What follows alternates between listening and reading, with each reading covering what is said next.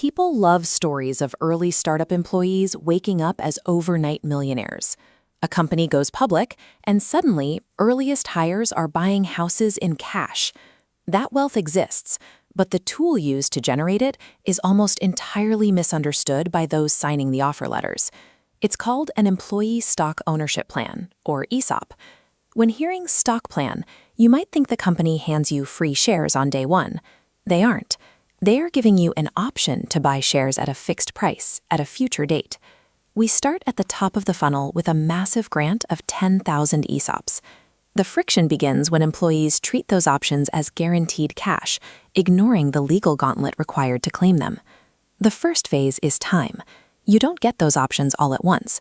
They unlock on a strict schedule, and if you leave early, a massive percentage of your grant gets blocked right here.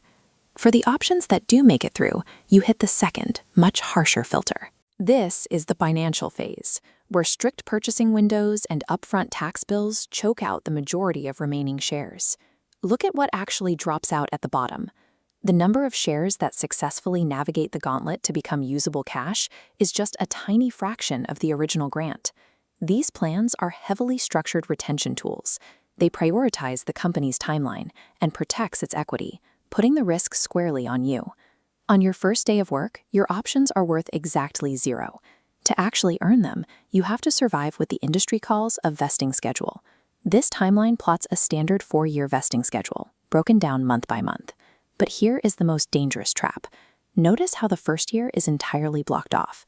That barrier at month 12 is called the cliff. Until you cross it, 0 shares unlock. If you resign or get fired in month 11, you walk away empty-handed. All the late nights, all the weekends, 0 equity. Compare that to simply taking a higher base salary at a larger corporate competitor. For those same 11 months of labor, you would have locked in hard cash. If you do cross that 12-month mark, the cliff disappears. Typically, the first 25% of your total grant unlocks all at once. From there, the remaining options steadily fill in over the next 3 years. This creates a powerful psychological anchor midway through your tenure. You now have vested shares, which means you have real sunk costs tied up in the business. The cliff structurally tethers you to the startup. If you decide to switch jobs in year 2 of 3, you are actively choosing to abandon the vast majority of your potential equity. Let's say you stay 2 years, earn half your options, and decide to resign. You now face a new hurdle called the exercise period. This window is aggressively short. Standard contracts often give you just 90 days to act. Look at this flowchart mapping the resignation process. If you fail to buy your shares before the clock runs out, your equity is erased.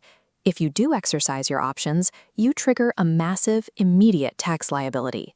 This vertical chart shows why. You buy shares at a 10 rupee grant price, but the market value is now 1,000.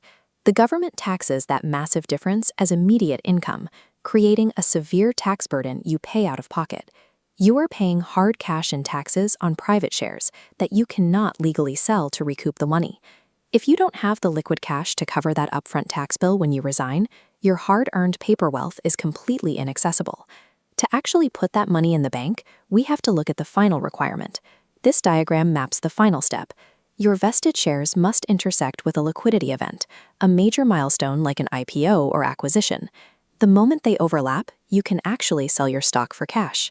If you time your option exercise to happen exactly when a liquidity event occurs, you can use the profits from the immediate sale to cover that massive tax burden, wiping out your out-of-pocket risk entirely. Achieving the startup millionaire dream means outlasting the company's daily operational risks until one of these rare, high-value milestones actually happens.